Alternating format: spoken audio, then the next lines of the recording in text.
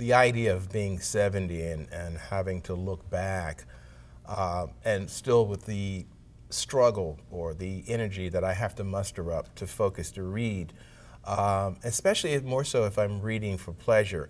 If I'm reading because I have to, that gives me the focus and the motivation that's important. For the struggling or challenged reader, I think the first thing that child has to do is recognize that that's a part of, that's something that they may have to live with, but it doesn't make you lesser as a student. It's a challenge.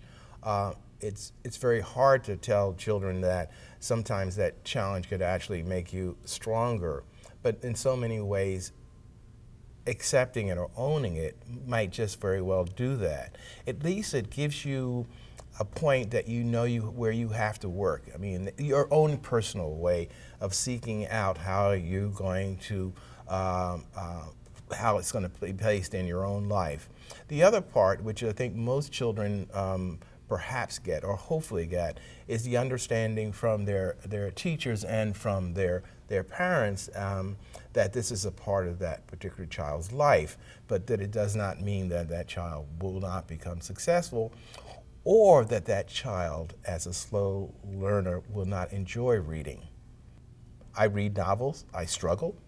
It's a hard read for me, but at the end of that novel now, the sense of reward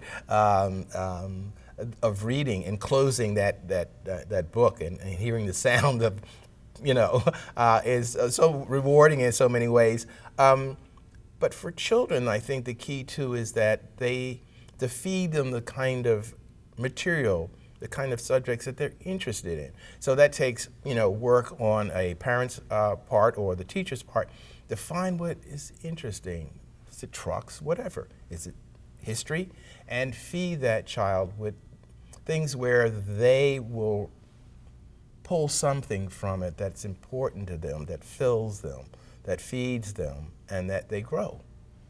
I tend to like poetry because in so many ways what poetry sets up for me is at the end of the poem, it's my image that I place on that poem. It's how I read the poem, and no one can tell me I'm not reading correctly. So there's a certain sense of fulfillment and pleasure derived from me reading poetry. I also like music, and poetry also, you can relate it as a direct line to poetry and music. So poetry, music, rhythm, your own conclusion, your own sense of what I can take from that particular poem.